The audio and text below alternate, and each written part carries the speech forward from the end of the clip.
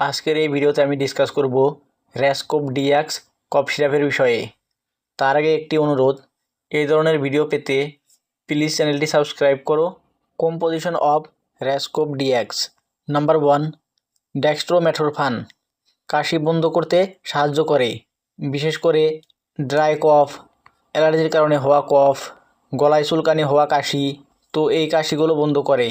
Number 2, ক্লোরফেনারামাইন millet allergy কম করে, অর্থাৎ এই সিরাপটি ড্রাই কফ থেকে মুক্তি দেয়, অ্যালার্জিজনিত কফ থেকে মুক্তি দেয়।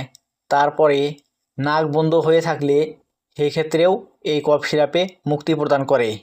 Uses of Rascope DX. Number 1, শুকনো কাশির ক্ষেত্রে এই সিরাপ ব্যবহার করা হয়।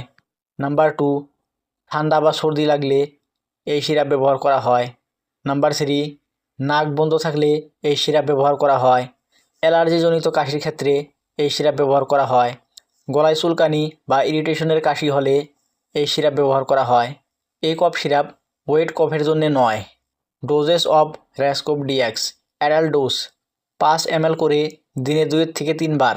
6 থেকে 12 বছরের বাচ্চাদের ক্ষেত্রে 2.5 থেকে 5 ml দিনে 2 থেকে 3 বার। 6 বছরের নিচের বাচ্চাদের ক্ষেত্রে এই সিরাপ দেওয়া নিষেধ। সতর্কতা: উচ্চ রক্তচাপ থাকলে ডক্টরের সাথে কনসাল্ট করো। থাইরয়েড সমস্যা থাকলে ডক্টরের সাথে কনসাল্ট করো। হার্ট ডিজিজ থাকলে ডক্টরের সাথে কনসাল্ট করো। গ্লুকোমা, প্রোস্টেট সমস্যা, ডায়াবেটিস আদি থাকলে ডক্টরের সাথে পরামর্শ করো। অ্যালকোহলের সাথে এই সিরাপ নেওয়া নিষেধ। গর্ভবতী মহিলা বা ব্রেস্টফিডিং মাদারে ডক্টরের পরামর্শ ছাড়া এই সিরাপ ব্যবহার করা নিষেধ। এই সিরাপ খাওয়ার পরে ঘুম ঘুম ভাব হওয়া পারে, তাই এই সিরাপ খেয়ে হেভি মেশিনারি অপারেট করা নিষেধ, ড্রাইভিং করা নিষেধ।